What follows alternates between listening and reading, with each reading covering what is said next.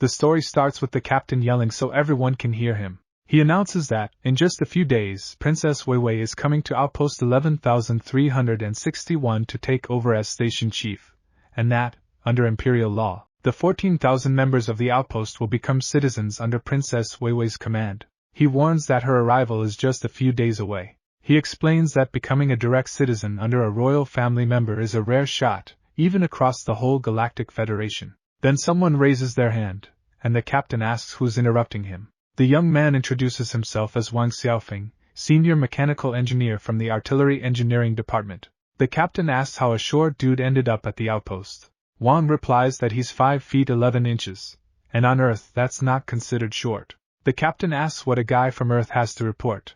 Wang reports that the ammo reserves are critically low, and that they need to make sure Princess Weiwei stays safe. At that point, the captain cuts him off and tells him to shut up. He questions since when the supply department's issues are the business of a shorty from artillery. Then he tells him that starting tomorrow, he's being transferred to basic maintenance, and he better not see him again. He declares the meeting over and grumbles that HR just keeps getting worse. A woman says she's got a fresh report from the front. The officer tells her to speak. She reports that another post was hit by the Xinglong race, and asks if they shouldn't start prepping. The officer asks if that's the species that roams space hunting advanced lifeforms. Then he says there's no need to freak out, since there are enough defense posts. He says the top priority is making sure the princess's ceremony goes off without a hitch. She says she understands. It's also emphasized that they gotta keep this info under wraps, so it doesn't reach the princess and stir up unnecessary drama. At the maintenance crew's base, the main guy gets knocked down. Someone apologizes, says he's too small and they didn't see him. Another one warns about tall newbies in maintenance. One accuses an Earth guy of insubordination. Another one says it's gross having to work with a shorty and tells him to go back to Earth. The main guy heads to the dorm and is shocked by the mess. He holds a small red item, deep in thought, thinks of his parents, and says he wants to go back to Earth, but his dad won't let him unless he finishes the task. He looks at a list: get married, have 10 kids, make 100 friends, buy a big house. The list says if he doesn't do any of that, his dad won't consider him his son. With a sigh, he says looks like he's not heading back to Earth anytime soon. Somewhere else, the princess steps off the ship. A crowd cheers and shouts, "That's Princess Weiwei!" She arrives at the post and is warmly welcomed with greetings and applause from the crowd, showing strong support. She thanks everyone and waves. The royal knight walks with her. Princess Weiwei, who calls herself the 133rd Galactic Princess, takes command of the post. Her people back her up, and she declares that now she's got land and followers. She says she went from a legit minor princess to a real power figure. She goes on saying the district's got rich mineral resources, meaning big profits, and the peasants will work to secure her throne. Lika warns her this place ain't like the imperial capital and tells her to watch what she says and does. She says she knows and doesn't need it repeated all the time. Suddenly, she falls to the ground. Lika asks if she's okay, and she asks if anyone saw her. She says it hurts like hell and asks who the idiot was that left trash in the hallway. Lika says if he's not wrong it was that guy. The princess wonders if the post isn't supposed to be full of elites, and if he's also part of the post. The knight says judging by his height, he must be a primitive earthling. The princess asks the guy what his name is. The main guy asks if she's a princess. He says his name is Wang Xiaofeng and asks if she needs anything from him. She thinks Wang Xiaofeng is kinda cute. Then she asks if that bag is his, and he says yeah. The princess says that bag made her trip and asks how he plans to make up for it. He apologizes, says he didn't mean to. The princess says of course, if he shows some sincerity, she might forgive him. He asks what sincerity is. The main guy says he gets it and asks her to wait a sec. She thinks using her status to get perks never fails. He hands her a card and asks her to take it. She asks what it is. He explains it's a seafood buffet voucher he's held onto for a while. She asks if he's kidding or if she wasn't clear enough, and says anyone showing up at the post should be from a noble fam and have hundreds of thousands in star coins. She asks for 200,000 and says that'll make them even. He says he passed the tests, and all his cash went into student loans, leaving him with just 200. She asks how someone can be that broke. Lika says it's not a good look to start bullying station employees. She says she knows.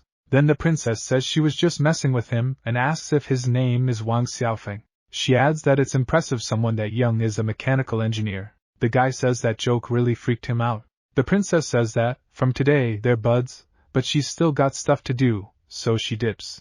The main dude thinks the princess is actually super nice, but then gets swarmed by other folks. Two chicks tell him he needs to learn some common sense, that the princess is royalty, and wouldn't hang with someone like him. Somewhere else, the princess is pissed and says if she sees that short dude again, she's gonna teach him a lesson. When the commander asks what's up, she asks what's going on with the station chief. The captain says a portal was found near the post, and a crap ton of Xinglong are coming through and closing in fast. He says everything's set up, and for Her Highness' safety, she should bounce ASAP. The princess says the station staff are out there fighting to the death to defend the Empire's borders, and asks how could she ditch them and run solo. She says post 11,361's got the dopest space fort level defense gear in the whole Empire, and there's nowhere safer in the nearby star systems. She says she's sticking around to face the Xinglong with the crew, and the captain finally rolls with it. The captain says the Xinglong used the portal to hit them from 12 light years out, and asks what's the move now. Another squad member reports a crap load of lifeforms coming in hot, already over 1,000 and climbing. A dude says he's picked up a high-risk target, probs the Xinglong King. The captain says even the Xinglong King showed up, and the target's so obvious they must be gunning for the princess. After all, they're hunting a royal solo, cause that royal starlight power's straight-up deadly bait. Pissed, he says this damn princess still thinks the post can hold off the Xinglong. He thinks this is just too much, and back when the post was built, it had the Empire's top defense system. He adds that they used to be strong enough to go toe-to-toe with the Xinglong. But this post's been around for a century and never got hit. The yearly defense budget got siphoned off ages ago, and now the system's just a pile of junk. So, he orders the self-destruct to kick in and tells everyone to evac. He also says to block the princess's signal receiver.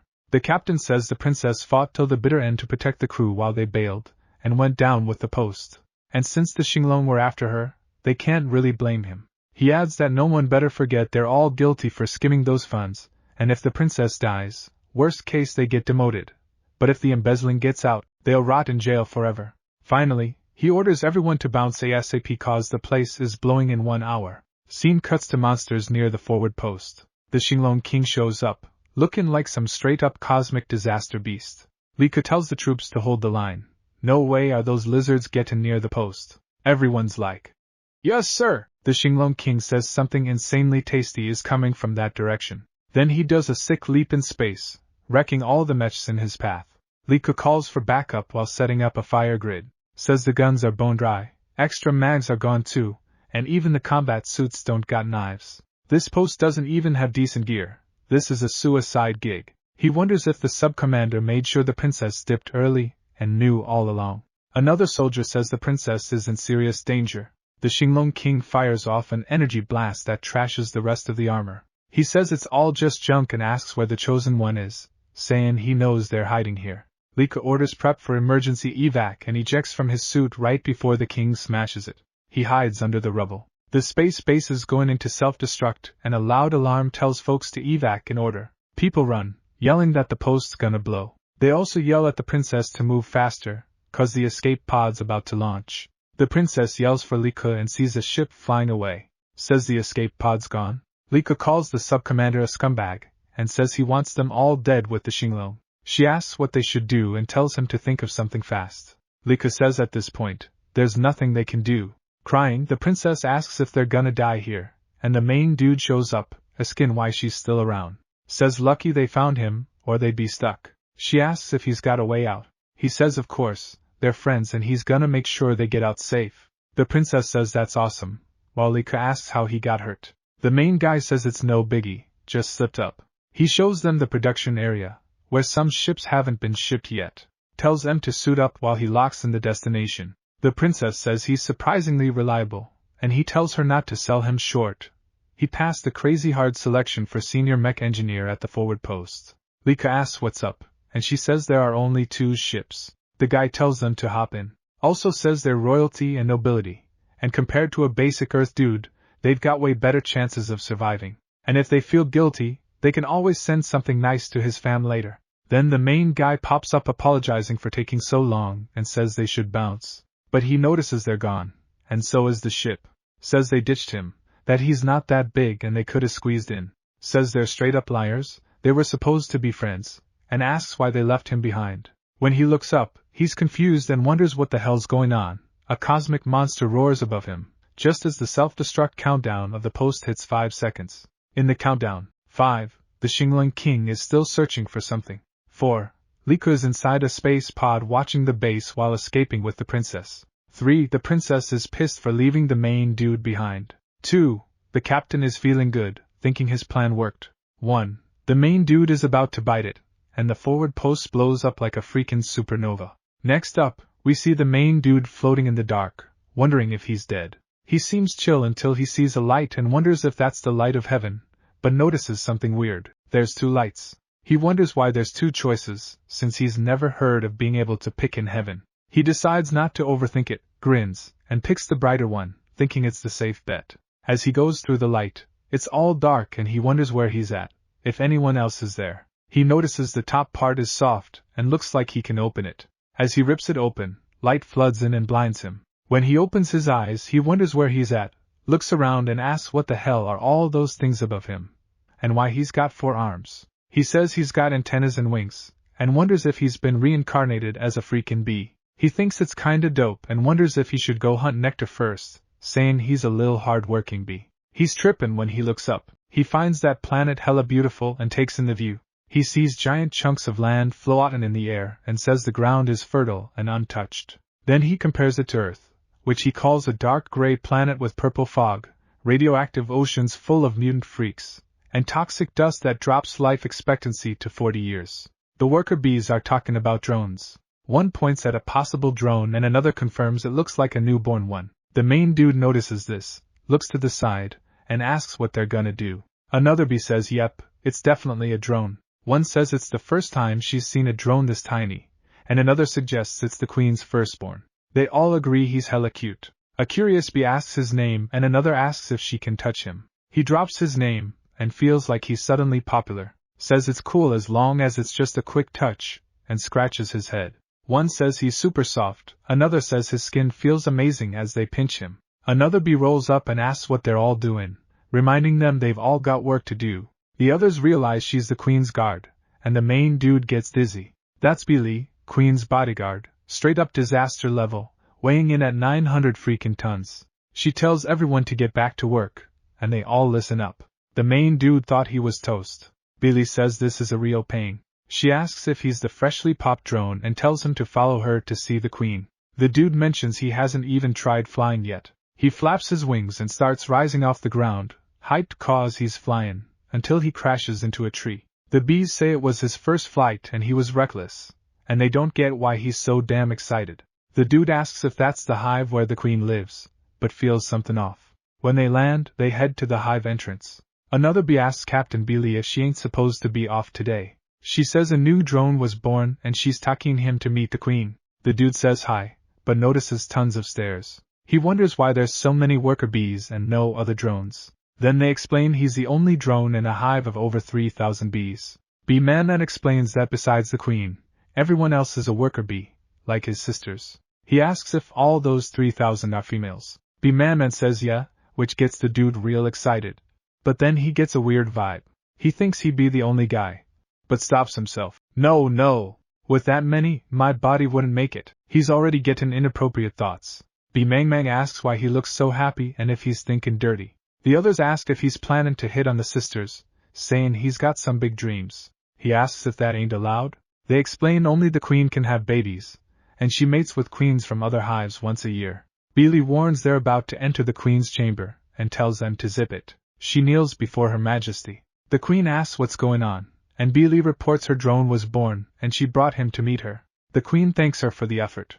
The dude asks if that's the queen and says she's hella beautiful. He's lost in thought, wondering if she'd be his mom in this world, and sees she's huge. The queen asks what's up with the lil drone while looking at him. He says, "Mom, you're really beautiful." Billy corrects him, saying he's supposed to call her Queen Bee, and wonders if the larva didn't teach him the rules, ordering him to kneel. Obviously, dude knows 0 rules. The queen says it's all good since they're alone, and says the little one's adorable. She tells him to sit beside her. The queen explains it's a tradition passed down through the bee tribe for generations, and she can't change it. Meanwhile, the little guy asks why he can't call her mom if she gave birth to him. The queen tells him that, as rulers of Sky Island, they gotta keep their dignity. He says he gets it. The queen reveals she used to be just one of the thousands of worker bees, but got lucky and was picked by the last queen, inherited her royal power, and became the new queen. She explains that everyone in the hive's blood-related and needs to get along. The queen tells Billy, Be Mang Mang, and Be Man Man to take care of him for now. Billy says they'll train him up into one hell of a drone. The queen says Billy is the toughest worker, with 2-star strength, and he should learn from her. They show Sky Island's residential zone, where all tribes under Bee rule live. The tribe's protection makes the island the safest spot around. Lee points out that's the hive's residential area and says he's gotta stay in 0-star level, since the outside is a savage desert ruled by wild tribes living by the law of the jungle. The dude gets a new room with guaranteed grub and water. Billy tells Be Mang Mang and Be Man Man to hand him that thing. They hold up a cage and smile while rattling the metal. The protagonist asks what that is and if it's some kind of pet. The little bee says it's super nutritious and valuable food. The protagonist asks if they aren't supposed to be bees and why they're eating bugs. They get confused by the question, and Billy says they're wasps. The protagonist thinks no wonder the hive felt weird. He hears the wasp say, "See you tomorrow," as they fly off. Scared, the moth starts banging on the door begging to be let in. He checks out the rough-looking room and says there's no tech, like Earth's Middle Ages. Reincarnating as a wasp sounded like a dream. Laying down, he says that since he's here, he'll become the best damn wasp. Waking up human again, he wonders what's going on and if that's the previous space. When suddenly he's pulled toward another light, just when he's about to stop at a monster graveyard, since he had reincarnated. He comes out through the mouth of the monster that ate him, and has no clue how he made it back, falling out of the giant's mouth. He says his left arm got bit. Luckily, the spacesuit's got emergency blood loss control, but it needs urgent disinfecting. He's also got an open wound on his left leg and there's still monsters nearby. He tries to grab some branches to make a fire, gathers them and gets it lit. A bit later, he says now he'll boil the bandages to disinfect them. He grabs a piece of hot wood and says that in a place with 0 meds, it's the only way to stop the bleeding and disinfect. He screams in pain sealing the wound and ends up passing out. Later, he's in a valley full of dead monsters and wonders if they all died in the last explosion, which he survived. Something catches his eye and he wonders why it's so dark, when a giant claw nearly crushes him. It's a disaster-level cosmic monster, a 180,000-ton Zua dragon. He's totally shocked at how massive it is. Another monster asks what's up with him, cause he looks lost. Zua says he thinks something happened under his feet. The dragon tells him to forget it, maybe it was a trash, and the Dragon King's hurt and needs blood, so they gotta find fresh bodies ASAP. The other guy says he knows and doesn't need the pressure. The protagonist wonders what the hell they're talking about. The creatures start collecting fresh corpses and the protagonist thinks maybe this is his shot to bounce. The dragon says it's time to go, and both fly off. They pass by a bunch of creatures, showing how alive the planet is. Inside one of their mouths, the protagonist says he finally made it out of that cursed place and starts looking around, wondering where he is and if that's a monster nest. The dragons head into a volcano and drop the fresh bodies in. As one of them falls, the protagonist gets tossed too and gets hurt. The dragon tells Old C all the ingredients are there and to cook Longquan soup for the king. The turtle says his sight sucks, but his hands are fast, and he's been waiting on the ingredients. The protagonist wonders what he should do since there's monsters all over, and sees the old turtle coming toward him. The turtle says with fresh ingredients, he'll cook Longquan soup to please the Dragon King. The protagonist thinks the turtle can see him and thinks this is it, but the monster ignores him. Our guy says the turtle's eyesight is really crap and bolts. The turtle says it'll be ready after a few more minutes of boiling, and starts cutting the meat. The protagonist says he's finally safe and leans on something, when suddenly he and another monster stare at each other confused. The monsters look at him and say he's a human, wondering why a human's here and saying he looks tasty. The guy runs from the creatures while wondering when this nightmare's gonna end. When a huge claw crushes him, he thinks about triggering the safety airbag in his suit. He turns into some kind of ball and the monster steps on him, launching him toward the old turtle, just as he's about to fall into the pot, ending up in the soup. A monster asks if that pot wasn't for the Dragon King's Longquan soup, and another says it was. They tell Old C to stop, but he ignores them, while another crushes another creature. Cosmic Monster Dragon Bay says that's the Dragon King's palace, and asks if they're daring to rebel. The creatures say they'd never dare and swear there's a human in C's pot, that everyone saw it. But Dragon Bay says it's just a damn human, repeats it a few times, and the little monster there gets squashed. A tiny purple monster calls the fire dragon, while the little blue one asks if it died. But the giant creature yells at them to move and calls out to his king. He remembers the explosion and says the Dragon King should have been able to block it with his power, and wonders what went down. But the king says that was a once-in-a-lifetime chance, that for 300 years he's had no power growth, and now has the shot to level up if he absorbs his star power. Then he tells the Lord of Evil that while he's recovering, no one can get close, cause in his weakened state they could jack his power. The creature swears to guard the Dragon King with his life. Meanwhile, Old C is pouring soup into a red liquid, when the protagonist gets sucked in. The turtle says he finally finished today's work and his old bones can rest now, but the guy ends up inside the Regan capsule. He looks beat and says he's drained, wants to blow up everything in this shitty life and almost passes out. When he wakes up, he realizes he's back again. He pinches his face to check if it's a dream, but it hurts and he knows it's real. He says both bodies are real, and when one passes out, he wakes up in the other. And if that ain't reincarnation, then he doesn't know what is. But that means he's got two bodies. He says maybe he's the chosen one in one of them and smiles, but figures his human body is probably toast, just a lame earthling. But now he's got noble status and is surrounded by babes. That's where he really belongs. He feels hungry and says that since he got into this body, he hasn't eaten a damn thing. He remembers the food he got yesterday, so he goes to see what good grub he's got. He looks into the cage and the creature begs him not to eat her, asking if she's a talking moth. He says that since she's there, might as well go local and take a bite. He wonders if moth tastes like raw shrimp, but finds it gross and spits it out.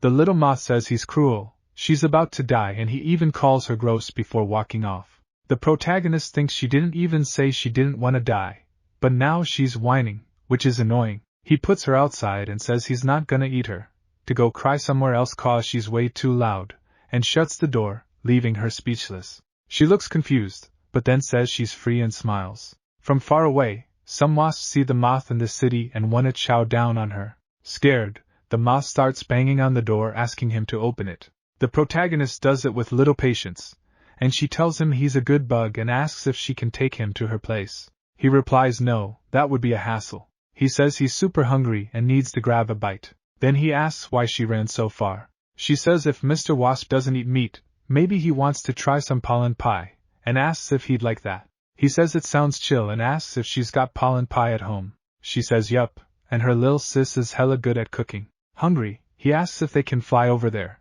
but she says it'd be risky if the guards spot them. Then she sees a red flower and says it's edible, that her place is still kinda far, and offers that flower so he can hang in there. He tastes it and says it's sweet. Not bad at all, his belly's already feeling better. He thanks her. The moth says no biggie and suggests they keep moving. Then she shows him a hole in a tree and says that's her crib, and he'll soon get to taste her sis cooking. The protagonist asks if she gets along with her sister, and she says yup, her sis is her biggest treasure. Then, the lil moth sees her sister begging them to give her bro back. A wasp tells her it's too late, he got sold a while ago and is probably chillin' in some noble stomach by now. The dude thinks that's messed up, while the moth runs to help her sis. She sees him and gets shocked. The moth tells her not to freak, that he's safe now, and tells the dark wasp to get the hell out of her house. The wasp says that's interesting, that she remembers selling him, and asks how he managed to survive and bounce back. The kid acts all brave and says that ain't her business.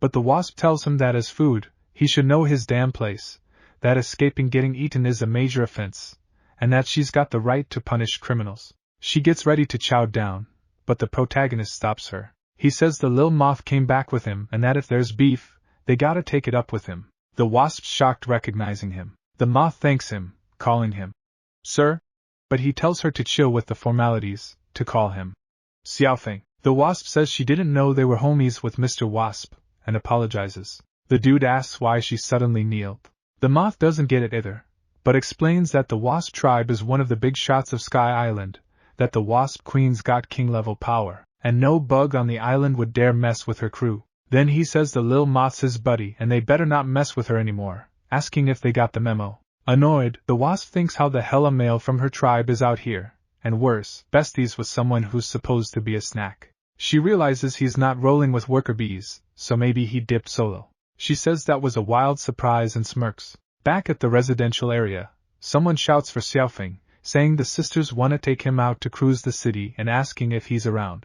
They peek through the window and see he's gone, wondering where he dipped off to. Billy says that idiot probably bailed again.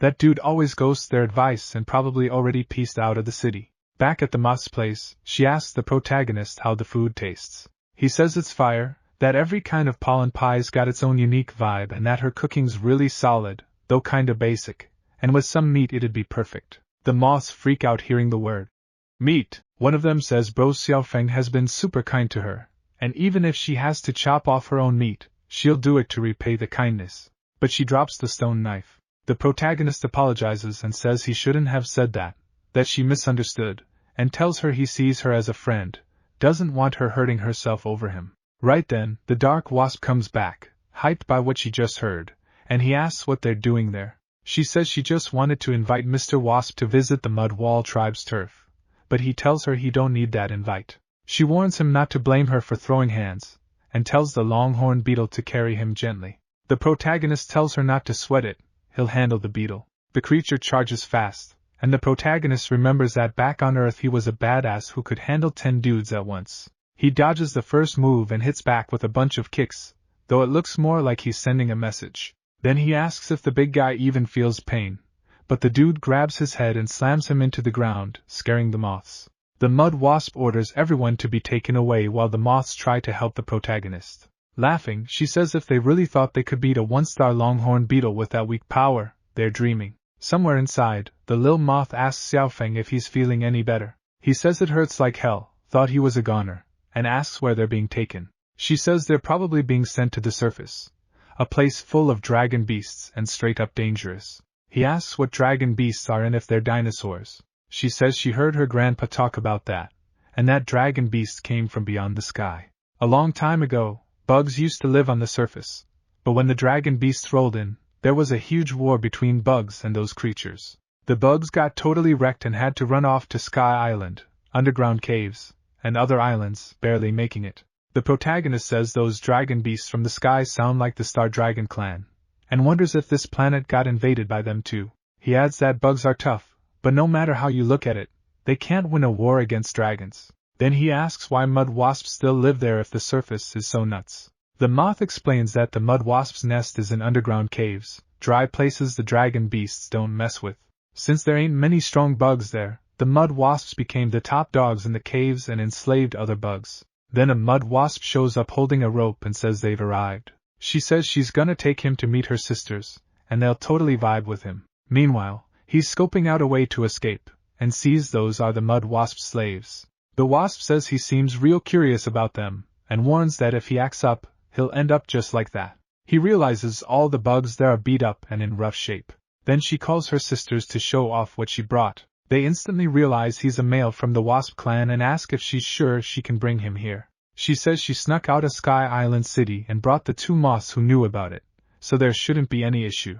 Meanwhile, he wonders why there's always a whole squad of chicks wherever he goes. If it were me, I'd be hyped, but still, it's weird, they're bugs. One of them says his skin's so clear and soft, even though he's still young. She says he'll grow into a fine young man, and if they mate with him, their tribe might even birth a queen with king-level power. He replies asking who the hell would mate with her and tells her to quit dreaming, which earns him a slap. She says they've got plenty of time to teach him a lesson, and soon he'll be begging. At that moment, someone from afar asks if that's a dude from the Wasp clan.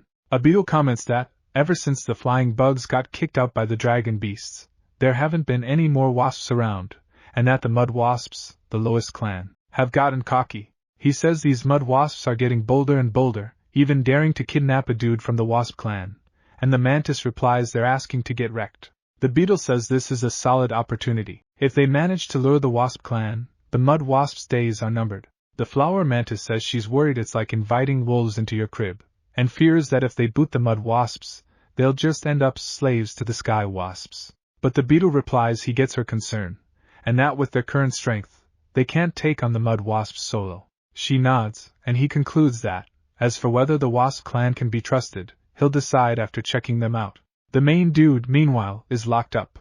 The female wasp is there too, along with other prisoners. He asks who they are, and the little moth replies they're all folks from the underground mine. She introduces Stinkbug and Mao, 2 new buddies, says everyone there is real chill and thanks them all for looking out. Mao says he's heard about that, and that those mud wasps even dare to snatch up other wasps, to which Stinkbug nods. The main dude tells them he escaped secretly, and the other wasps don't know he got caught, so they probably won't show up. He apologizes, but Mao tells him everyone's just venting cause they've been stuck here forever, and not to take it personal. Right then, the beetle shows up saying maybe it ain't impossible to get the Wasp clan's army to show. Everyone recognizes him, and he says if they help Lord Wasp escape and get him back safe to Sky Island, then everything changes. While he talks, the main dude notices he's even taller than the Mother Queen.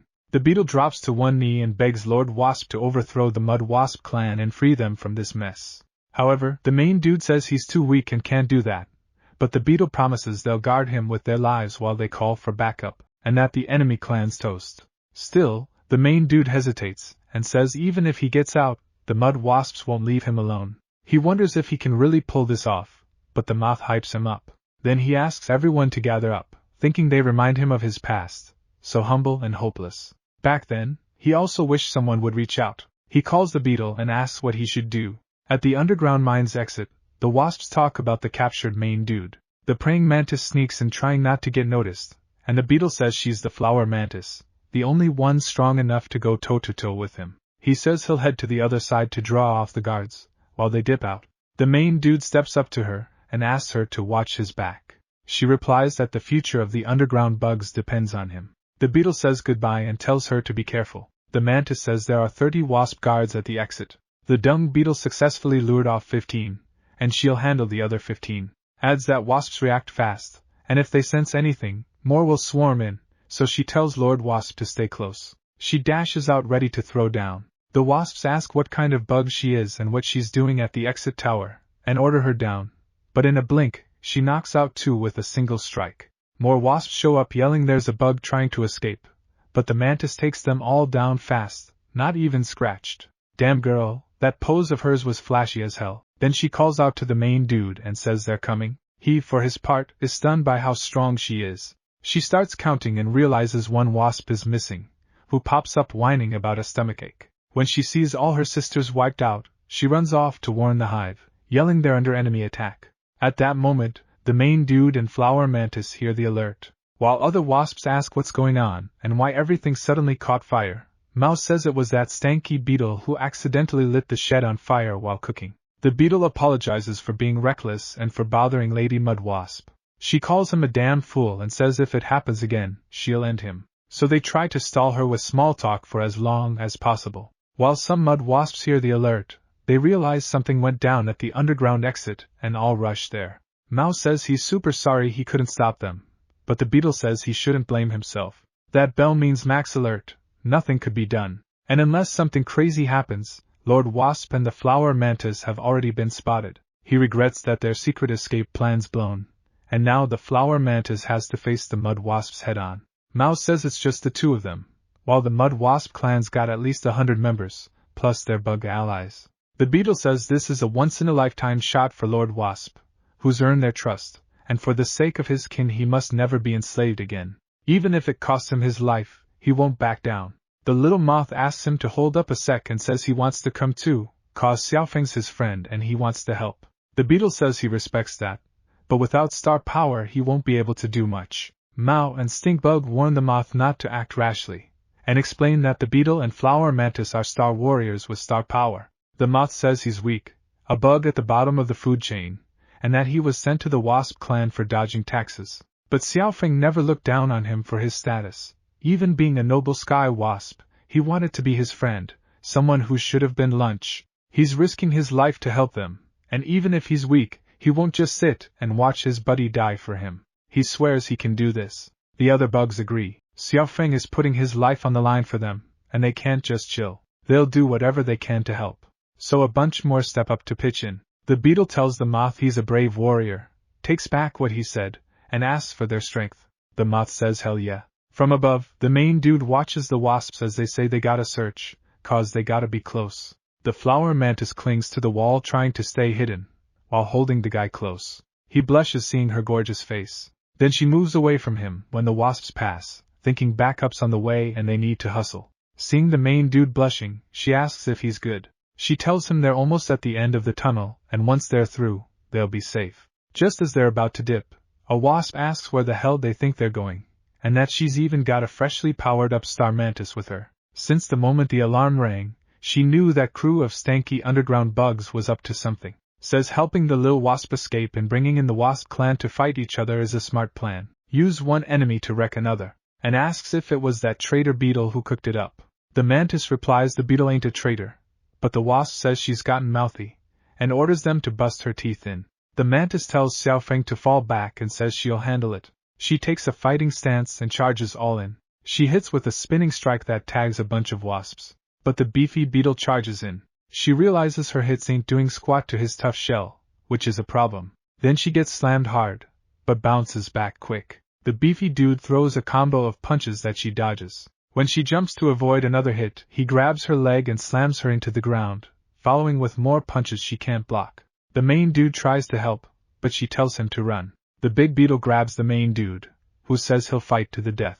The wasp says he's got some skill, but too bad he's up against a longhorn beetle who's about to hit the 2nd star level. Then she pulls out her stinger and speeds in, stabbing the girl in the neck. Says she lost a bunch of sisters just to catch her, and she's taking her to the nursery so the babies can have some fresh meat, and that a star-powered meal will definitely make stronger warriors. The beetle asks what to do with the guy, and she says lock him in a cage under tight watch, cause that lil wasp's always stirring up trouble, and after he mates, get rid of him to avoid any future mess. Meanwhile, the protagonist thinks even being from a noble species, he's still in a really bad spot. He really wasn't born to be a hero. Another wasp shows up, nervous, and they ask her what's got her so rattled. She says the plebs from the underground mine have rebelled, already broke the passage, and are attacking. The leader asks who's leading them, calling them brats, and the other says it's that traitor, the beetle. Right then, a big explosion happens at the entrance of the underground mine.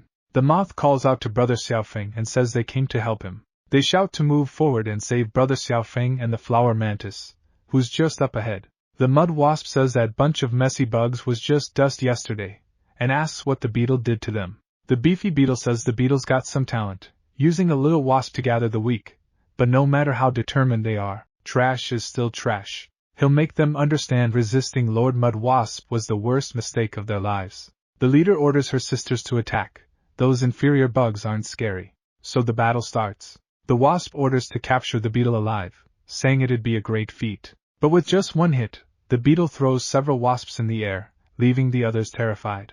The beefy guy says he finally showed up and calls him ex-captain of the Mud Wasp Guard, Lord Ball Thrower Beetle. At the same time, the beetle tells him not to talk about the past, calls him Longhorn Beetle, and adds that after all this time, his strength as current captain is stuck at 1 star. He finishes saying you can't level up just catching kids. The creature laughs out loud and says they managed to piss him off. He'll see if he still deserves the title of strongest in the underground mine. However, the beetle says that's exactly what he wanted and tells Lord Wasp to run. The protagonist says take the chance to escape, and realizes Sister Flower is badly hurt. She thinks maybe it's the end and asks the boy to continue alone from there. She blames herself for putting everyone in danger, and as an orphan raised in the mine, she feels frozen and unable to keep her promise to protect him. But he tells her not to blame herself, she did an amazing job, and he'll protect everyone in the underground mine. However, the wasp leader appears saying weaklings really like to group up, and demands they come quietly or face her relentless fury. Right then, the moth appears saying no one will hurt Brother Xiaofeng. The moth attacks hard and throws the wasp against the tree, but the wasp tells them to get out of the way and questions how they dare challenge her. At the same time, the moth tells Xiaofeng to run. The protagonist, surprised, calls his friend the moth. Yuri tells them not to worry about her and just run, while the wasp yells don't touch her face. Meanwhile, the beetle, hitting the beefy guy, asks what's wrong with him and mocks if that's all the strength behind his competitive attitude. The beefy guy recovers from the hit, and says Lord Mud Wasp put a lot of effort into making him 2 stars, and asks if he has no loyalty. But the beetle replies Lord Mud Wasp showed no loyalty when he made him a heartless killing machine, and asks what right he has to talk about loyalty if he killed his whole family to level up. The beefy guy says his sacrifice was necessary, though he realizes 1 star difference means huge strength, just as he gets kicked. The beetle says he's still stubborn, and will teach him a lesson in the name of his family. Meanwhile, the wasp leader tells them to stop fighting and chase after the boy, because if he gets back to Sky Island everyone will be lost. Fallen on the ground, the beefy guy says his body feels like it's falling apart, and wonders if that's the power of a 2-star bug. But the leader doesn't want to hear it, and orders them to hurry after the protagonist. Looking up, the beetle says this doesn't look good and asks where he thinks he's going, telling him to fight him. Meanwhile, the wasp calls him a traitor. The beefy guy tries to counterattack, but his body starts to go numb. One of the wasps says it's impressive that even after a paralyzing sting, he can still move. Another comments he's got a strong body and wonders how much longer he can hold out. Surrounded, the wasps say their sisters should give the distinguished guest a proper welcome. Meanwhile, the protagonist is being chased by the beefy guy, who yells at him to stop already. The protagonist realizes they caught up so fast. The beefy guy says if he doesn't stop, he shouldn't be responsible for what happens. The hero tells him if he wants to catch him, try it, and dodges all attacks while Flower looks up at the sky. The moths cheer Xiaofeng to hold on. Mao says he can't take it anymore, that he's done. The ants yell that it hurts. While the stinky bug tells Mao to hang on a bit more, Lord Wasp will soon bring reinforcements to save them. He asks if they're gonna die here. The beefy guy says that Brat Wasp is tough to catch. The protagonist thinks he can't shake him off. Everyone's already at their limit, but they're still desperately holding back the mud wasps and won't give up. Then he remembers his childhood as a human. His dream was to become a hero when he grew up, like Eggman, and destroy all the radioactive monsters on Earth. His dad told him to study hard and get into a university on Wangstar to pilot a mecha, and fight monsters with Eggman. When the boy says he got accepted to Wangstar's Mechanical Engineering Academy, he runs to tell his parents and show them the letter. His dad said that was his son and was proud of him, and his mom said they'd have a big feast that night to celebrate.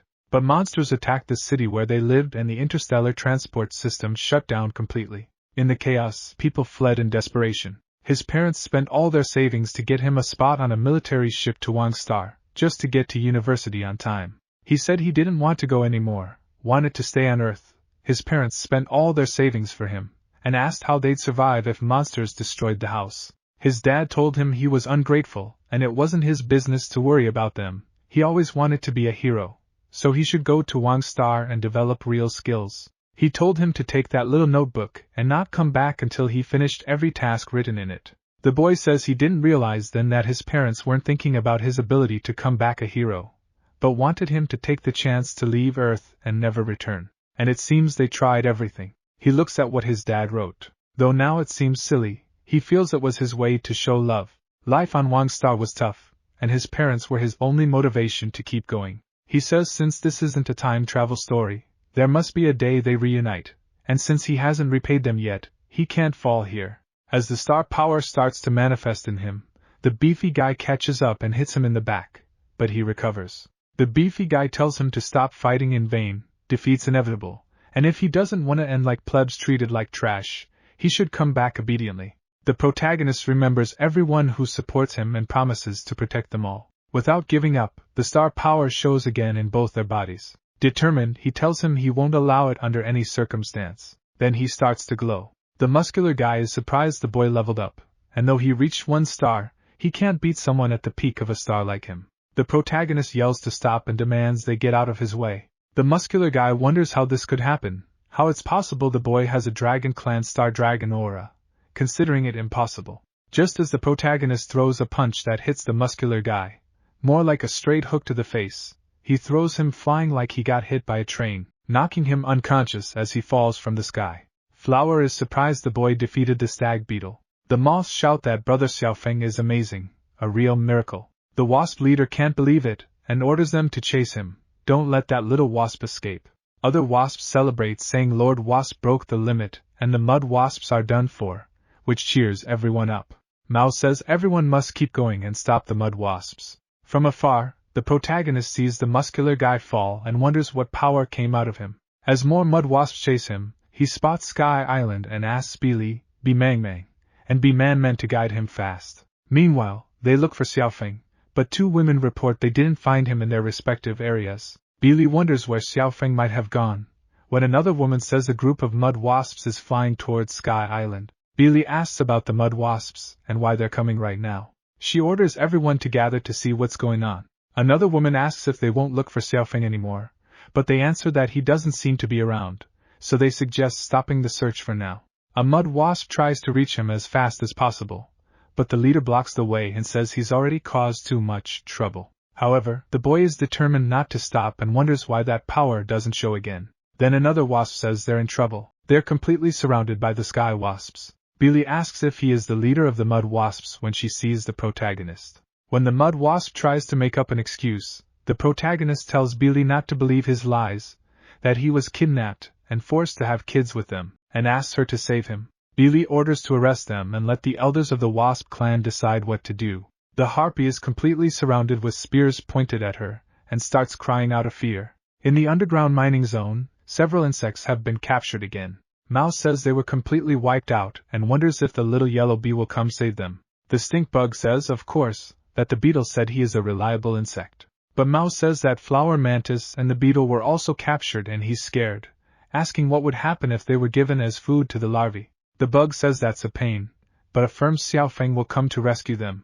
Then, the moth girl tells her brother to look. They see several sky wasps arriving while shouting for the protagonist. He says everyone waited for him, that he's back now. He realizes Xiaofeng brought the yellow wasp clan to save them, and now they're all together. He thought there would be an epic fight, but so far nothing. He says he arrived late, that everyone must have suffered, but the moth answers that it's nothing. They knew brother Xiaofeng would make it, and asks what's that stuck to his chest. The protagonist says he didn't notice when that stuck to him, it's weird, and wonders why he can't take it off. Mao is stunned, leaving everyone curious. He says that thing on his chest is the royal seal. He asks what the royal seal is and if the moth has heard about it.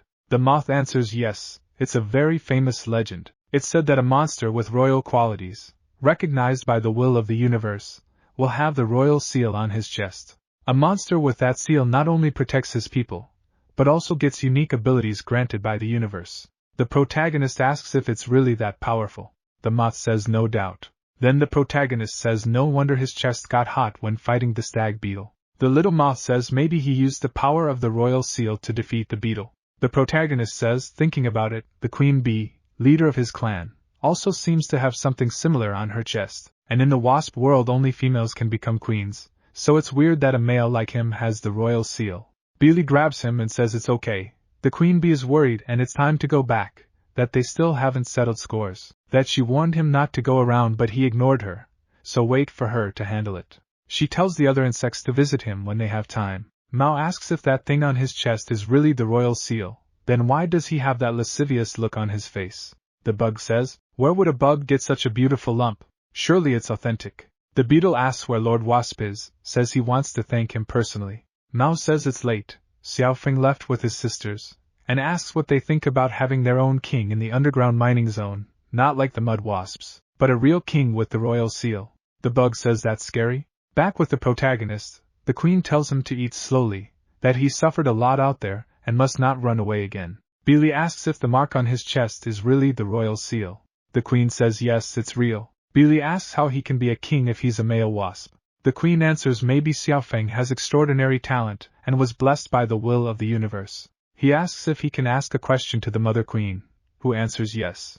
Then he says the insect beasts in the underground mining zone are very unfortunate, constantly mistreated by the mud wasps, and asks if they can take control of that zone. She says that when Sky Island was established, the brute king of the mud wasps was rewarded with the underground mining land for resisting the dragon beast. And since the wasp clans don't interfere with each other's business, they couldn't do anything but turn a blind eye to what happened in that zone. If the mud wasps hadn't messed up this time, the yellow wasp clan would have been the only ones judged for sending troops recklessly to the mining area. But now that they're about to be judged by the wasp clan elder council, the question about who owns the underground mining zone must be resolved by negotiation among the clan elders. Not even the mother queen can decide on her own. He says if he has the royal seal and can use its power, then he can protect them. She answers Xiaofeng is a very kind kid, who just transformed and needs to grow safely inside the hive. It's too soon for him to start protecting others. At that moment, another yellow wasp announces that 2 mud wasp warriors are outside the hive asking for an audience, surprising the queen. Outside, the beetle greets the queen bee alongside the mantis.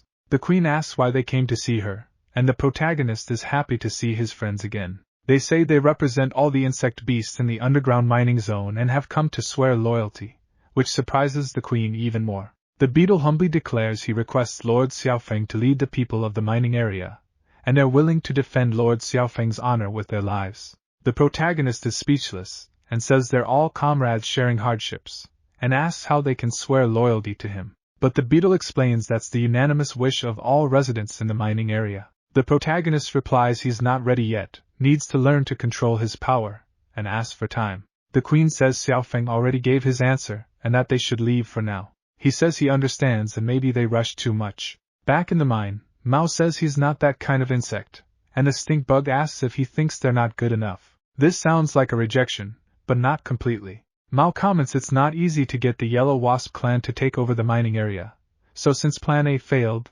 they'll have to go to Plan B. The moth asks what Plan B is, and he says kids wouldn't understand and laughs. As the most beautiful insect in the mining area, if he uses a little charm, the little yellow wasp would be in the palm of his hand, which leaves everyone discouraged. Then they leave, ignoring Mao. In the Dragon King's underwater chamber, the protagonist wakes up in his human body and panics thinking he's drowning, but then realizes he can breathe normally. He wonders if that's his arm, and when he sees the Dragon King, he runs away scared and gasping. He says he wasn't chased and wonders if the monster is asleep because it's hurt, happy to still be alive inside that body. He says that pool must be for the monster to regenerate its flesh, and that's amazing, since it not only regenerated his arm, but he feels his whole body got stronger. He notes those marks look kind of scary, but he feels way stronger. He looks around, ready to admire his new strength, and lets out a scream of surprise. Then he notices that the last group of dragon beasts seems to have left, but then he hears a noise and wonders what it is. He sees a huge monster eating meat and decides that, for now, it's safer to stay in the cave. Some time later, the monster yawns, sleepy. He wonders if that was an earthquake, but seeing the dragon sleeping, he says it's time to escape. However, he thinks the meat smells real good and that his body hasn't eaten anything in a long time. The problem is the dish measures 15 meters tall. He thinks if only he had a ladder, but then he sees a piece of meat fall to the ground and says it's time for the feast. He opens his arms and runs to eat it. He says it's so fragrant and tender he can't stop eating, until feeling completely satisfied. But suddenly he feels a strong pain, says his stomach is very hot, grabs his belly, and feels like all the energy in his body is boiling, about to explode. His nose starts bleeding and he faints. That meat can't be eaten in excess.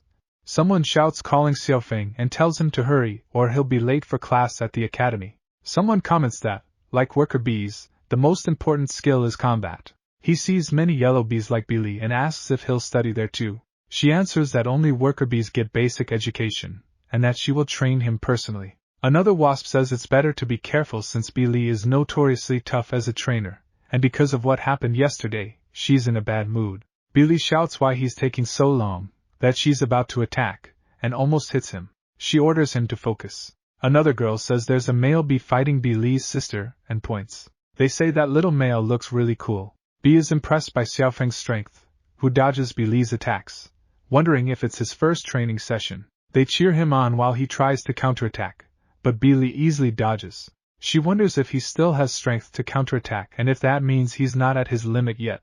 She tells him to give it his all. She increases the speed of her attacks, but he manages to block them. She says he's very agile, his judgment is excellent, and she's really impressed. The bees comment that it's amazing, since Billy praised him. He never thought the skills he honed at martial arts school would be useful here. Billy says the first stage ends there, and that the next is the second stage of the course. Sometime later, she comments that a few days have passed since the last cleanup, and the dragons have returned. She thinks the insects on this planet are huge. She says perfect, they'll use them as material for the second stage of the course, and asks Mang Mang and Man Man for a demonstration. He asks if Mang Mang and Man Man are okay, and says those dragon beasts seem really powerful. The bees prepare for the demonstration and activate their skills, wielding their combat weapons. The monsters notice their presence and attack, hitting one of the dragons, who then launches its horns like missiles. However, the wasps counterattack with energy, and both attacks cancel out in midair,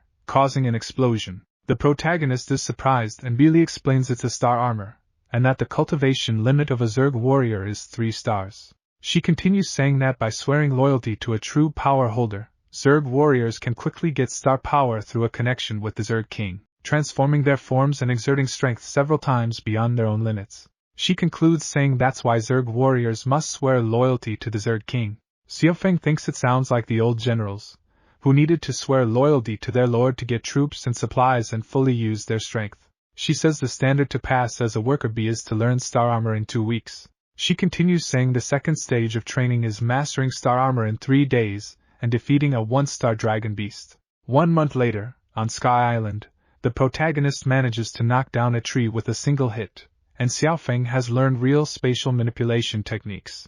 Finally, he's acquired the ability to protect others and will no longer be a burden to anyone. However, the star armor can only last about 5 minutes, and the drawbacks are still very obvious.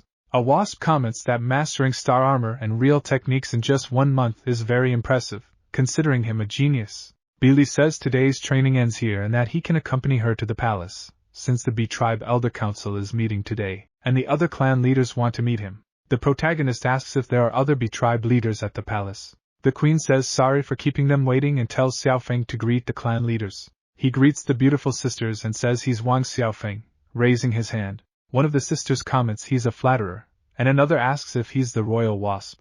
One of the sisters says if she were younger, she'd want kids with him, which scares the protagonist. Then another wasp tells the queen that some time has passed. This is the Bumblebee Queen, a native disaster level 5-star monster weighing 27 tons. The queen tells Xiaofeng this is another main branch of the Bee clan, the queen and successor of the Bumblebee clan. Vivi says she greets Her Majesty, the Wasp Queen, and the queen replies greeting Xiaofeng, mentioning she often hears about him in the clan. She greets Princess Vivi while wondering why that name sounds so familiar. The queen says she's a polite princess, and she's heard she's very powerful. The other queen says she's the fastest to learn star armor among the younger generation and very talented. The queen tells Xiaofeng this is Vivi's first time here and if he could show her around. He replies they can play in the garden since there are many beautiful flowers there. The other queen starts coughing. The yellow queen asks if her old injury has flared up again. The other queen replies it's just an old problem, she's used to it, and hopes Vivi becomes a qualified successor before she falls. Seeing blood on her hand, in the palace judgment hall, it's said the Bee clan elders discussed the Mud Wasp's actions, and the punishment for the clan has been decided. The Mud Wasp leader says she was momentarily overcome by greed and asks for mercy. However, they say the clan committed an unforgivable crime and will be exiled from Sky Island. She asks if she was exiled for kidnapping a little male wasp, and wonders if that's really such a serious crime. The queens say she kidnapped a little male wasp, a reckless act, and the kidnapped is the future third king of Sky Island. Desolate, she says that little male wasp is the new king, discredited while being taken away. She comments a male as king must be a mistake. In the garden, Vivi finds the flowers beautiful and thinks about how many pretty flowers there are, while wondering why he brought her to such an isolated place. She thinks he's trying to confess, but the boy tells her this is a red flower, it's delicious, and asks her to try it. However, she thinks he's a little rascal and asks if he's playing hard to get. Thoughtful, he believes the girl is irritated and that it's tricky to persuade kids. She proposes a game, but he suggests hide and seek, and she agrees, while both think the same of each other, that he's just a kid who likes childish games. The protagonist's friends appear, but the bees forbid palace entry due to the meeting. The beetle asks for help sending a message. Seeing his friends, he says they're his friends, apologizes, and says he'll step away for a moment, then returns. She comments that leaving royal hair like hers to greet commoners is weird. At the end of the meeting, the protagonist walks up to the queen and says he came to say goodbye to Her Majesty, the Wasp Queen, which leaves the queen intrigued. She asks what's going on with him, since he calls her Her Majesty, and talks about leaving. Xiaofeng says he wants to get out of there and set up his own turf. She asks if he really decided that, and Xiaofeng says yes. She picks him up in her arms and says Xiaofeng is a kind kid, who always notices other folks' pain, and she likes that. She knows he always wanted to help his friends and that he's meant not to belong here. Now that he can wield the king's power, he's ready to stand on his own. She asks him to remember this will always be his home and to come back to visit when he misses it. When Beetle and Mantis show up, she tells them they came to escort him. The queen tells the boy to take care from now on, and he confirms. Before leaving, he says he'll come back to visit her, and with that they leave. The queen feels it's the first time she feels like a mom, while Billy says she already is his mom. The queen asks Billy for a favor, who answers she can't refuse a royal order. The scene shifts to another queen who asks Vivi what she's thinking about. Vivi says nothing, but the girl thinks that dude really likes to show off. She remembers hearing when Xiaofeng said the Bee clan leaders agreed to give him the underground mining area, and she knows living in the mine is tough and not fit for living there. She asks them to help build a new city outside Sky Island territory. They want to know if he's talking about the dragon beast habitat. The protagonist says he knows it sounds like a fantasy, but he's had countless fights with dragon beasts last month, and with king power, they're not invincible anymore, so they're no longer prey. The protagonist asks if they'll help, and they say their lives are at His Highness, the Insect King's command. The girl watches it all and says he's just a kid, but talks like a grown man, and that he'll end up in the dragon's mouth sooner or later. Meanwhile, at the aphid village, the villagers scream for help and also tell them to run fast, since the dragon beast is back again. The creature lands ready to eat the little ones, when Beetle yells at the monsters to die. The protagonist, with his friends, moves forward and says he won't let them bully his people, activating his star power, creating a big wave of energy. He says his opponents are there and orders the monsters to free the aphids, asking if they got the guts to face him. Then, the monsters go on the attack. Beetle gets ready for combat, grabs one monster, and using his strength, throws it at another. Then, several cuts are done by Mantis, who keeps attacking until stopping right after the strikes, and one lifeless creature is about to fall on the aphids. Mantis won't make it in time to save them, but the boy says it's fine, asks them to leave it to him, and uses his spatial control skill, swapping his position with the small bugs. Then he uses another skill, giant strength, holding the creatures with his body. He asks if they're okay, and they say yes, thanking the Insect King. Later, one aphid says it was the Insect King who saved them, and asks if the Insect King came to claim this fallen zone, but the boy says he came to take them all and open a safer living zone for everyone. The little ones say that's awesome, they won't have to worry about dragon beasts anymore. At the mine post, the protagonist reports that he and the others inspected Sky Island's surface in recent days, saying the place is flat and has lots of resources. It's ideal to live near Sky Island. However, the area around the lake is surrounded by a dense forest and shows dragon activity signs. Further investigation would be super risky and time-consuming. Beetle says if it's about investigation, that tribe can help. They ask which tribe, but Mantis answers they'll know when the time comes. Later, the protagonist says it smells bad and asks why they're there. Beetle answers it's dragon poop from a young dragon, something that tribe really likes, and says they're coming.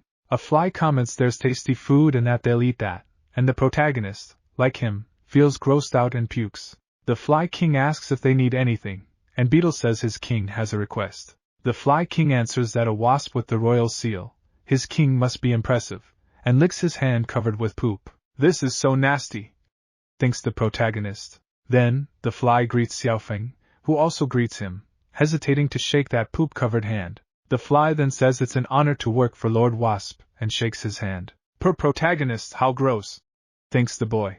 The fly comments he's not bragging, but by just tasting someone's poop, he can figure out their gender, race, age, strength, if they've had kids, what they ate in the last 2 days, all with perfect precision. The boy just stares at the dirty hand.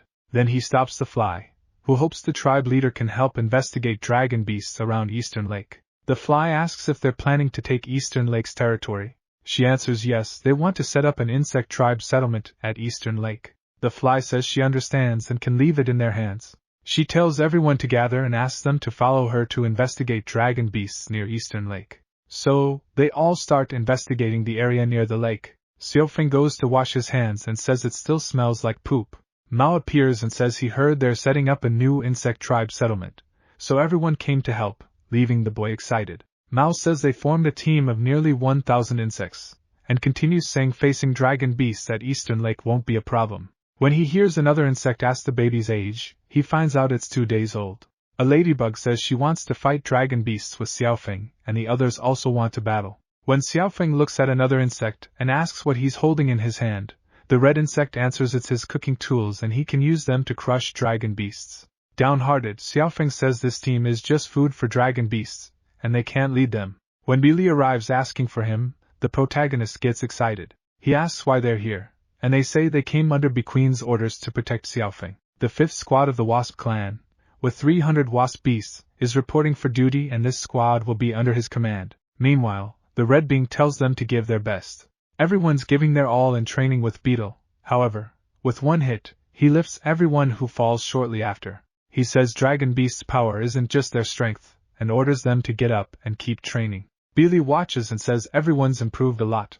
The boy comments they collapsed with just one hit, and that the mine insect tribe is barely there. Billy says they must set the new home, but Mantis says she can't pretend she didn't hear that and comments the wasp tribe's certainly wrong. But other insect tribes are also fighting for their future. Billy asks if effort matters since they need talent to face them. They argue among themselves, and Mantis says even without the wasp tribe, they can make a new home with their own strength. Billy replies she hopes to see them beg for her help when everything falls apart, while clever Xiaofeng tells them to stop arguing. Seeing the scene, they say it's none of their business, and to mind their own. While they argue, he leaves thinking angry females are terrible and better not to provoke them. Later, the Fly explains there are many dragon beasts near Eastern Lake, the Tyrannosaurus tribe being the strongest, with almost 20 dragon beasts, most of them 1-star disaster level. The Tyrannosaurus tribe leader is a 3-star dragon beast who evolved with strong auxiliary arms, making him king of Eastern Lake's zone. The Fly also says his power is fearsome even among dragon beasts. The protagonist says that's the situation and now will announce the battle plan. He says first they scouted daily routes of the Tyrannosaurus tribe, found a good ambush spot, and the insect tribe will wait on both sides. They use ropes to restrain 1-star dragon beasts at the line's end, splitting the group in two. With the plan set, they prepare everything. The dinos fall while the others laugh seeing ropes thrown to trap them. Seeing that, the dino asks where the rope came from, and the strongest wasps say they'll take them out one by one, using their numbers to quickly eliminate all 1-star dragons. When the leader asks what's going on and looks up, he sees a glow and Billy transforms into her star form. The dino leader says they're just some cocky bugs. Meanwhile, the mantis and the main guy are beating the monsters, while the second dino sees he's still alive. Xiaofeng then asks why the other dude didn't fall. The mantis answers that the wound is too shallow and that he's relying too much on his own strength, and that he should try using weight and momentum. He thinks the king's wealth only let him get his crew's skills, but to fully unlock his power, he needs to level up his own qualities and techniques. The other girls say all the 1-star T-Rexes have been knocked down, and Xiaofeng is awesome, cause everything went exactly as planned. He tells them to back up the dung beetle and Billy. Now, the T-Rex leader moves in on the beetle. He says the beetle is pretty strong when it roars, and the beetle gets tossed, saying it's too slow. Billy then steps up to attack. The monster says the wasp tribe isn't as strong as the rumors say. The wasp tribe used to be a scary race, where everyone was 5 stars, and bugs like them, with only 2 stars, wouldn't be battlefield-worthy back in the day. Billy can't deal damage and gets frustrated. The monster says it ran out of star power. Then the beetle hits the monster, but the attack was shallow. They tell the dung beetle to hang tight, cause here they come. The leader says they're just a bunch of small fish and slams them with a tail swipe, hurting everyone. The beetle says the insect king still ain't a match for him and tells them to retreat fast, showing his health and saying he'll handle those too, then it'll be his turn. But Xiaofeng says even with the dung beetle and Billy together, they can't beat the 3-star T-Rex, and if this keeps up, they'll definitely lose. The dung beetle's a tank warrior fit for frontline combat. Billy's balanced with no obvious weaknesses. The problem is they barely coordinate, and if you add the mantis Man and Mang, the situation improves if they work together. He says he knows how to beat the 3-star T-Rex. They gotta team up according to their strengths. The beetle wants to know how this team up will work. Xiaofeng says each one has their standout skill and if they combine their strengths as a squad, they'll enter beetle mode. So, everyone gears up for the counterattack. The dude tells them to hold out against the dragon's attack. The beetle tries to block the dragon's attack, but the monster says no matter what tricks they plan, they're useless against his raw power, and the beetle replies they won't know if they don't try. Xiaofeng tells them to sync up with the beetle to mess with the dragon's moves, and tells Mang and Man to look for a chance to use the poison needle and paralyze the dragon. Everyone goes all out. The monster, laughing, says the trash dares to eye his turf and is gonna die. Billy says she'll be the tyrant dragon's opponent, and uses an energy spear attack, hitting the dragon, while another girl also attacks, and the blonde uses her stinger-shaped weapon. The purple wasp says the coordinated attack is working, and the blonde says the 3-star dragon is really tough for not falling yet. The monster says he'll take them down one by one and thinks he didn't expect a 1-star bug alliance to be this tricky. His energy's dropping fast, and he can only try to take them down one by one. The mantis asks what he's staring at as he goes on the attack, landing a direct hit in an eye. She thinks the armor's way too thick and calls all her damn bugs, saying she'll start with her and tells the mantis to die as she tries to attack her. The main guy steps in front to block the attack. The monster hits, causing a huge impact on the ground, and the dude sinks into the ground, saying he's fine. Then, the dragon spits fireballs. Man's about to get hit when she sees the attack coming her way, but the main guy says he'll protect her and stands in front of the blow, causing a big explosion. Soon after, Xiaofeng says he's fine and it's easy. The dude's literally turning into a punching bag. The girl screams she's about to get crushed, but again Xiaofeng uses his skill, swaps places with her, and takes the hit. I'm starting to think he's got a thing for getting hit, huh? And he says he clearly dodged the last attack. Mang says she also wanted to feel what it's like to be protected. Trying to run, the dragon asks where a tiny, tough monster like that came from who's taken all his hits. If this keeps up, he'll eventually wear out on them. But the mantis uses a quick attack, making the dragon fall. The dragon tells them to stop and says he no longer wants the Eastern Lake territory, begging to be let go and promising never to mess with the bugs again. The bees tell them not to believe his lies.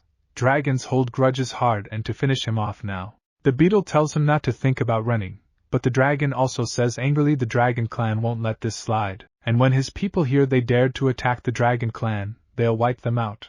The crimson bug lifts him up and orders to attack. The girls then finish the monster, who falls lifeless to the ground, and everyone celebrates together. Billy thinks taking down a group of 3-star dragons without getting hurt is an unprecedented win in hundreds of years of war between wasps and dragon beasts. She thinks Xiaofeng's got great vision, adaptability, and responsibility, like he loves people as if they were his own kids, and wonders if he really is a wasp who just went through a metamorphosis. On the other hand, he says it's easy and all was in his plans. Mang says Xiaofeng's impressive and is handling the 3-star dragon easily. She asks why they're ignoring her, knows she messed up, and asks for forgiveness, but Xiaofeng just walks away heading to his new home. All the bugs are wowed by the place. Xiaofeng says from today, this will be their home, the first insect territory outside the Sky Island mountain range, and history will remember them. Also, he says all lands taken by the dragon beasts hundreds of years ago will be reclaimed by them, and everyone can pick a piece of land and build their homes. He goes on saying this will be everyone's Eden. Then, everyone runs off to find good spots to build their homes. He asks them to wait, but they ignore and drag him along. The moths go check if he's okay, but he's passed out on the ground, back in his human body. In the Star Dragon clan nest, Xiaofeng jumps to another platform and reaches the top. He looks around, seeing lots of food. His physical quality has improved every day since eating the Star Dragon clan's food. He says he's full of achievements, and it's another day to thank nature for its gifts. He comments he explored almost the whole area during the Star Dragon clan's sleep hours and found a treasure, starting to check out an old mech iron pineapple. He finds a spot and says this motherboard can still be used, and he'll use it to make a washing machine. Right then, he hears a sound and asks if someone's downstairs. It was the princess who was trapped. She recognizes a human voice and says she's Princess Vivi, the 133rd princess of the Galactic Empire. As the Empire's princess, she orders him to rescue her immediately, and will reward him with 500,000 star coins. Xiaofeng gets thoughtful. She was crying a moment ago, and now changes her attitude on seeing someone. He thinks about pretending not to see her, but she says if 500,000 isn't enough, how about 1 million, and asks him not to leave. He looks at his wish list and sees he already completed 100 friends and a 1,000 square meter house. He didn't expect in the Bug Beast world the notebook goals, which were originally out of reach, would suddenly get done. Soon 2 of them, but the other 2 are tough since he can't marry a Bug Beast and his folks would freak. His imp version tells him there's already a woman lined up. He asks if she means the princess, but no, absolutely not. He says once he kindly saved her, and she turned her back and ditched him. How could he marry such a nasty woman? Also, she's got a lifespan of thousands of years, and he'll only live a few decades, so she'd betray him every day after he dies. But the imp says that doesn't matter cause he'd be dead already. It asks him to think carefully, maybe she had no choice but to ditch him for other reasons. It asks if he can bear to let her die over a misunderstanding. This imp is more like a little angel. It also tells him there are only 2 humans in the dragon nest, and asks what would happen if he rescued her, even if he didn't want anything to happen. It asks what he's hesitating for, to hurry and rescue her. Then it throws a rope and tells him to grab it, that it'll pull her up. She asks if he's the human from before. She says she regrets being ignorant and saying inappropriate things. Brother, she's in a real fancy pose. Xiaofeng says no need to say more, just give her your hand, and she thanks him. Seeing the protagonist, she gets scared thinking he's a ghost and falls back into the hole. But he manages to stop her and asks her to hold on tight. Then he tells her that the dragon beasts are resting and asks her not to make noise. She says it's really cool that, after going through such a disaster, he's still alive, which makes her feel relieved. He answers yes, not only is he alive, but he's also experienced amazing stuff and even his height has grown a lot. He offers her water, telling her not to choke. She thanks him and quickly drinks the water. She sighs relieved and Xiaofeng asks how the dragon beasts kept her in the nest. She says it's related to royal secrets, and he replies if it's inconvenient to talk about it, he won't insist. He says she must still be hungry and will get her a dessert. However, she thinks she overdid it with him before, and that he doesn't hold a grudge, that he even saved her again. Compared to that, she wonders what she is then. Then she calls him, and he gets embarrassed thinking she's undressing. She tells him she wants to show him something and he thinks she's still on the plan, but that the progress is too fast.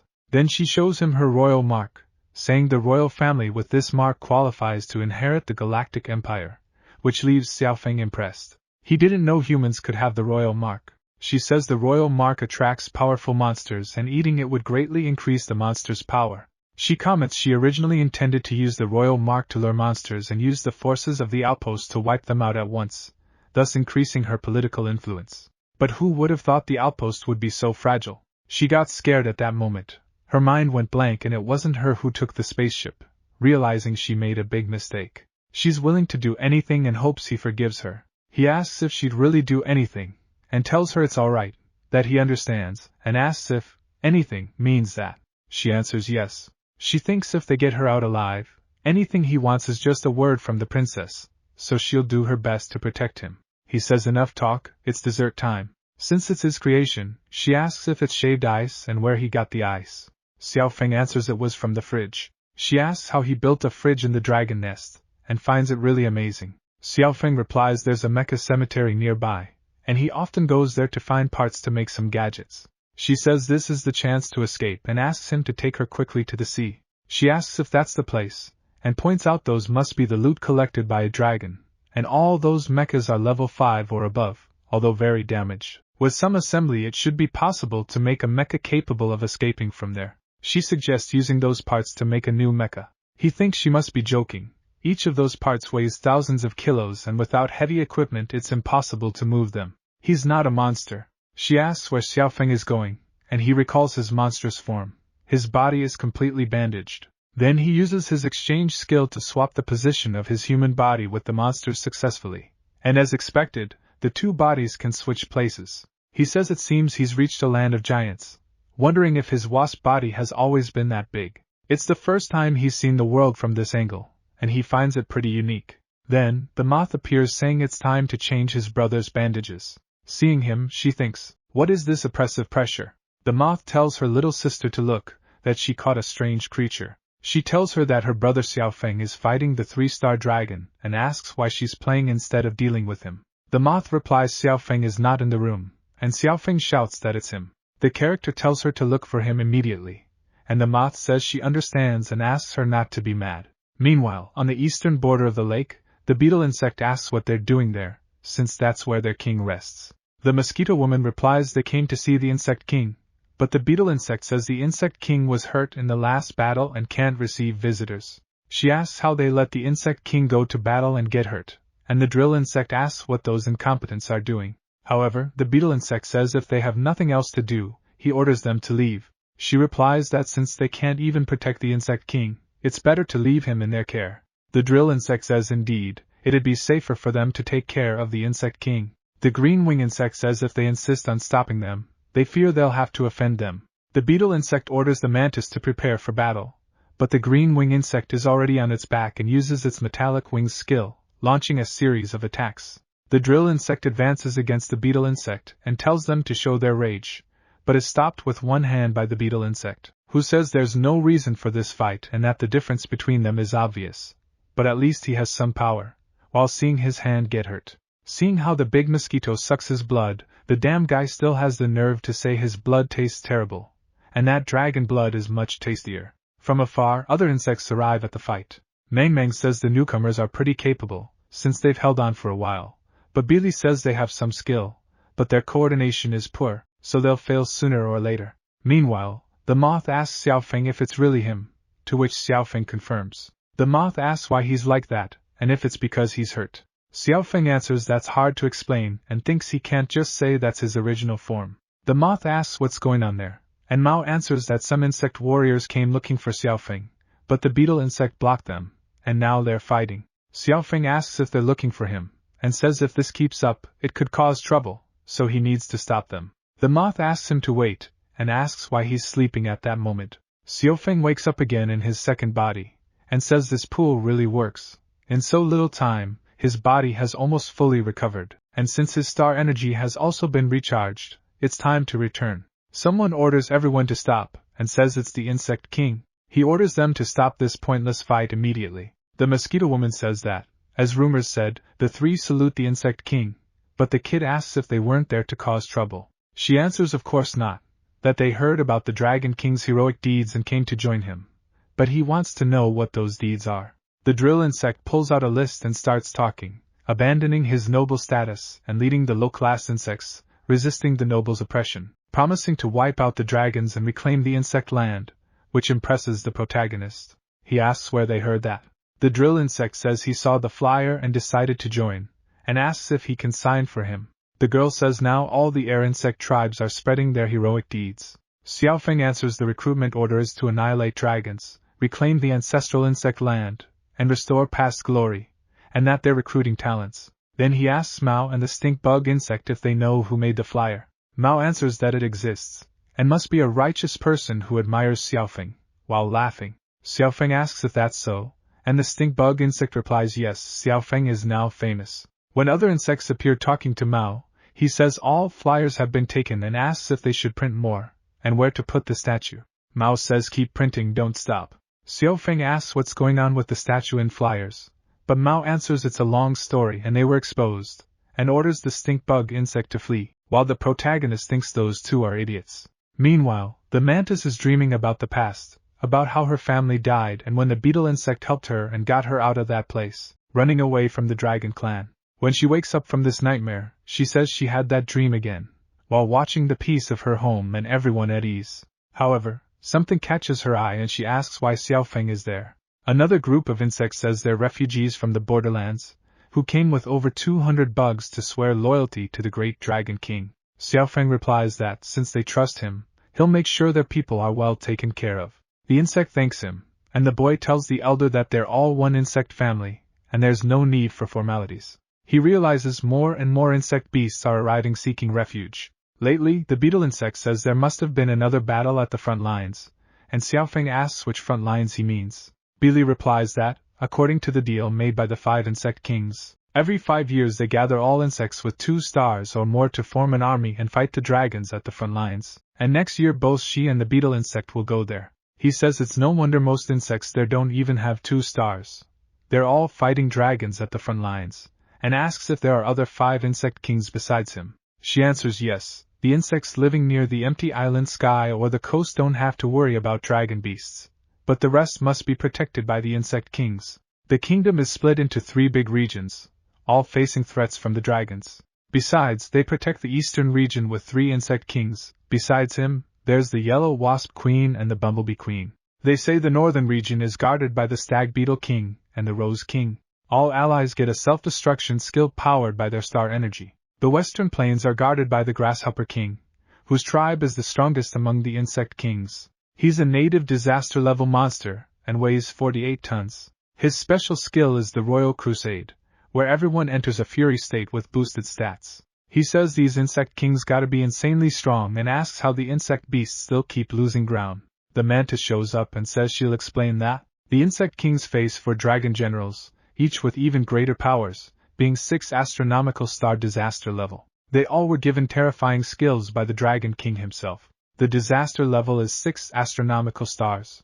The mantis says her king discovered another hunting ground to loot, and left with most of his elite forces. She goes on saying that means, besides these 4 6-star dragon generals, there are even more scary creatures out there, and that she'll reach 2 stars soon and join everyone at the front lines. But the beetle insect tells her she's still young and asks her not to be reckless. Xiaofeng says he'll work hard and get stronger so they can fight together. Billy says since Xiaofeng's so eager to get stronger, they should ramp up training intensity starting tomorrow. He asks if there's no faster way to get stronger. Billy asks if he really doesn't like his training that much, and gives him a hit on the forehead.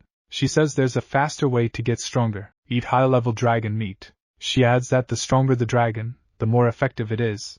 He 3-star dragon meat and the newly acquired 1-star dragon meat should have a good chance of producing some 1-star warrior stars. He thinks about the high-level beast meat. While in his human body, he says that he now has plenty of materials and energy to build a mecha armor. The problem is the mecha plane. She goes on saying she only fixed mechas, never built one without understanding the detailed construction. When she hears something, the princess gets scared seeing the Star Dragon King. She asks why he's there, and says she means that monster, showing the regeneration capsule where the king is. He tells her not to worry, he's been there a month and his knees still ain't healed. He thinks that's the Star Dragon King, and letting him recover would be a problem. He wonders if that ain't high-level dragon meat ready to eat, and wonders if he'll actually chow down on the king dragon. He says he won't let him recover before they leave and asks her to let him go from her arm now. While embarrassed, he says he actually feels fine and she apologizes. Princess Vivi thinks about what she's doing. She can't act like a kid. Bro, did the author change his name or am I crazy? Wasn't it different? Anyway, let's keep going. The protagonist says his charm's irresistible. It's too much to handle. Meanwhile, Old C is pouring a liquid into the lake where the king's regeneration capsule is. He says after all this time, the Star Dragon King's leg injury should be almost fully healed, but he's scared and asks where the leg is. He says the meds were dosed right and wonders why the king hasn't healed at all. He says he'll have to increase the dose. Our guy says he actually cut a piece of the Star Dragon King's meat and gets ready to eat it, asking how many stars the Star Dragon King has and saying it doesn't matter. Then, he feels something. A strong light is seen at his house. The scene switches to Greystone Canyon, where someone says they gotta hurry and call for help from the Wasp tribe. The first defense line of Greystone Canyon has fallen completely. General Lord Tao is leading the dragon army, pushing toward the second defense line. The Bumblebee tribe warriors defend Greystone Canyon, and all have fallen protecting their homeland. Back in the East Lake residential area, the moths ask if Xiaofeng is okay. The little moth asks if something's wrong, just as Xiaofeng coughs in the room. Xiaofeng replies he's fine and apologizes for causing so much fuss there. He also mentions that his 2 skills have improved. The little moth comments that brother Xiaofeng has grown and probably leveled up. Xiaofeng answers apparently yes. The little moth says leveling up 2 times in 1 month makes brother Xiaofeng a genius, and asks how he did it, amazed. But our little cheater says it's all thanks to his hard daily training, although he actually thinks he can't openly say he cheated. But only we know that, dear subscribers. Elsewhere, Mang Mang reports they found a wounded member of the Bumblebee tribe near the forest edge. She said she urgently needs to see the Wasp Queen. Billy comments that a Bumblebee tribe warrior is seriously injured and asks what happened. The injured young one says one of the dragon generals led a surprise attack and the first defense line already fell. She came to ask for reinforcements immediately from the Wasp tribe. Everyone is shocked by the news. Billy says she'll send someone to inform the queen right away and orders Mang Mang to take the injured one for treatment. Mang Mang says she'll notify residents and prepare them to evacuate any time. Then they explain that Greystone Canyon was the insect tribe's strongest defense, but fell easily. The Bee Queen was ambushed and injured, weakening her royal power. Also, the Bee tribe warriors saw their star armor usage time reduced, lowering their strength. Upon hearing this, Xiaofeng says he's totally against evacuating.